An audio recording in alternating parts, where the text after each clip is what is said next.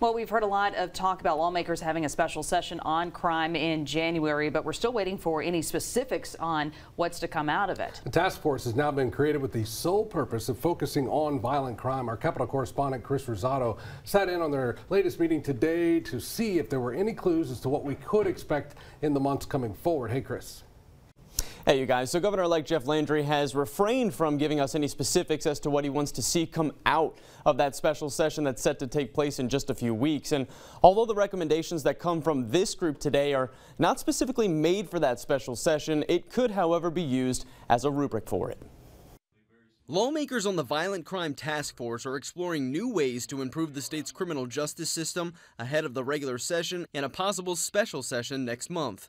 Today, they took turns sharing different items they think should be included in their report for their last meeting. One of them included improving the way Louisiana keeps track of its data on inmates who get released only to recommit a crime. I think we need to address the inaccuracy of our criminal records. I think we found out that we're like last in the country in recording where convictions are, which serves no one. Another item recommended was how to better track juvenile crime, which has only increased in recent years across the state.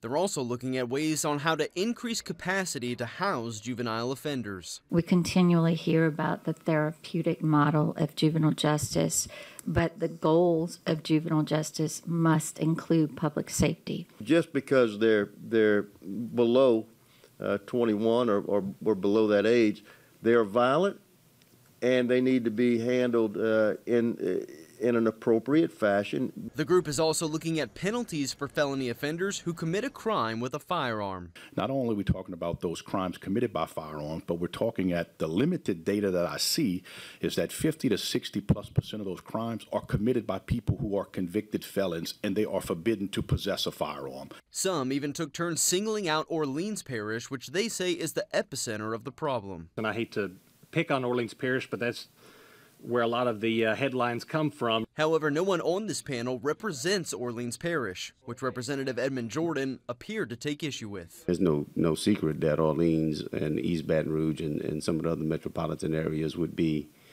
discussed here, and that you wouldn't have somebody from Orleans. That's just a general observation, I guess. They also want to include how to expand the rights of victims in their report. And probably the most specific thing to come out of today's discussion was a proposed bill to require mental health counseling as a condition of probation and parole. You know, I want to try and get to the root of the problem, and we keep hearing mental health as an issue. So I've been working with the state of Arizona, and they've actually got this program in effect now.